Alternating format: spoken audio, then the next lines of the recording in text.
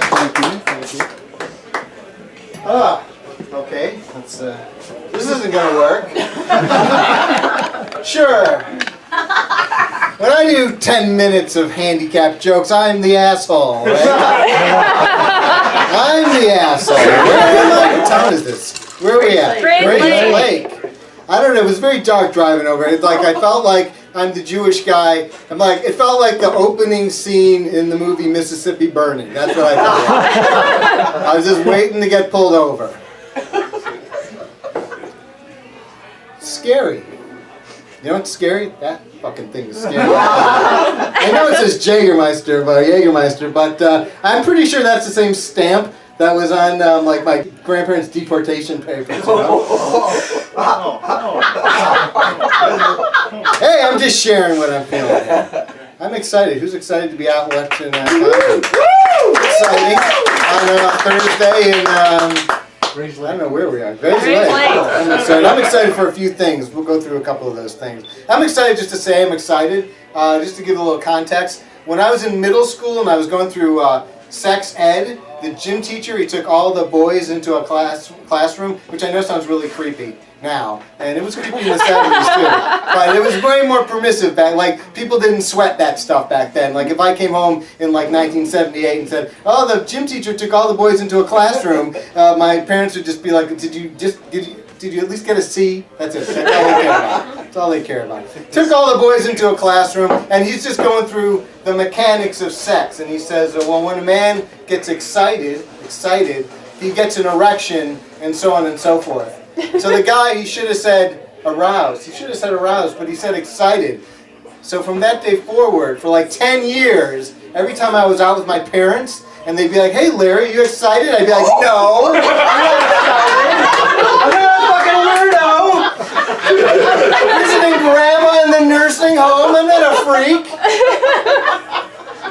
That's a pretty funny joke. I'm very proud of that joke. The funniest part of that joke is that there's not one word about that bit that's not 100% true. It is 100. That is exactly what happened for like 10 years of my life. And the people I feel the worst about for that whole scenario were my parents, my poor parents. For like, in my formative years, they just must have been like, what's wrong with Larry? He's never excited about anything. He never admits it.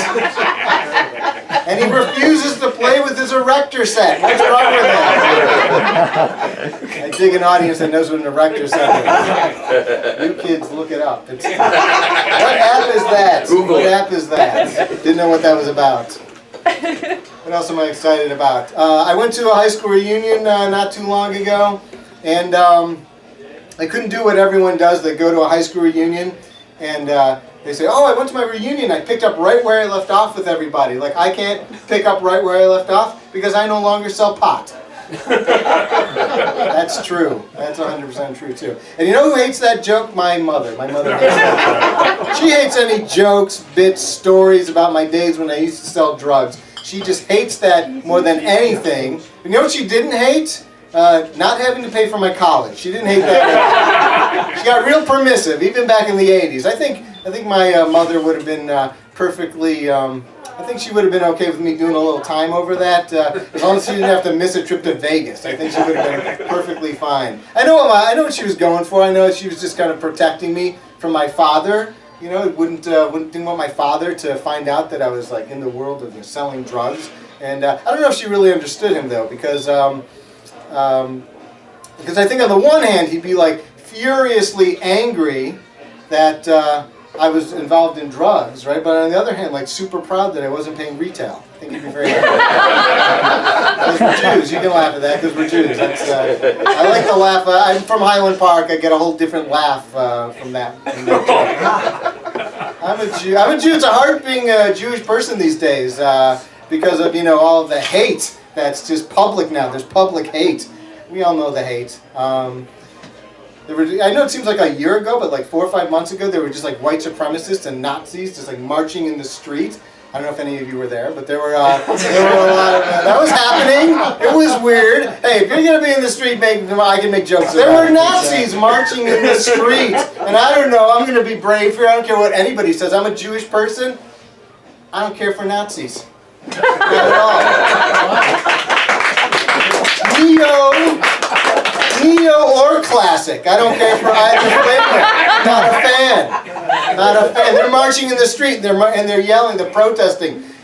Jews will not replace us. That's what they're, it's an ugly thing to say. Like, I'm not going to replace any of those people because I don't want to live in a trailer. It has nothing to do with ideology. It's like minimum standard of living. I was getting so incensed by all that marching and the protesting. I just looked at my wife and I was just like, you know, if these guys want to get all anti-Semitic about all this, then us Jews should raise their interest rates. That old guy's laughing a little too hard at that. Someone had a fight for that mortgage. Where was I? I don't even know. I have like a minute left. I got totally off track. Yeah, I was selling drugs. That's right. My mother didn't like that. And I don't know. She was protecting me from my father, and like I totally think though I could have won my dad over with that whole concept because he was a business owner his entire life. Like I think I could have just explained to him. It's like, well, you don't want to like buy drugs as you use it because that's like a losing game. What you do is instead of buying grams and eighths and stuff like that, you buy it in pounds and then you divide it up into ounces. You know this, right? And you divide it up into ounces and then you sell that and then you just do that over and over and over again until you buy a nicer car than your father. I think he would have totally got that. All right, I'll end on this. I might be over time, but I need to close this up. I need to come full circle here. So yeah, I was mentioning my dad. My dad, he died like 4.5 years ago, which is still kind of an open wound, as it tends to be. He and I weren't really close. We didn't do a lot of father and son things. Like my father never taught me how to shave, which is pretty sad, right? But he taught my sister how to shave, which is fucking disgusting. It is disgusting. He and I weren't close. We didn't do father and son things. And I didn't really think about him a lot when he was alive. You know, I kind of took advantage of the fact he was around. Since he died, though, I think about my father every day when I'm in the backyard picking up my dog's shit. I know. No one should. Some people should. If everybody in the room laughed at that, this would be a horrible room. Because that's kind of a horrible concept. Let me just explain, and then I'll get out of here. Think about my dad every day when I'm picking up shit because my entire life my father relentlessly told this story about how when I was a baby, he stepped in my shit. And now it kind of sounds like an adorable father and son story, right? It's kind of adorable. Until you wonder why they made me shit in the yard. Why did they do that? They did not make me do that in the winter. They weren't animals. They weren't monsters. All right, everybody. Let's hear it for... I don't know who's coming up. Sean and or Lindsay. Let's hear it for that.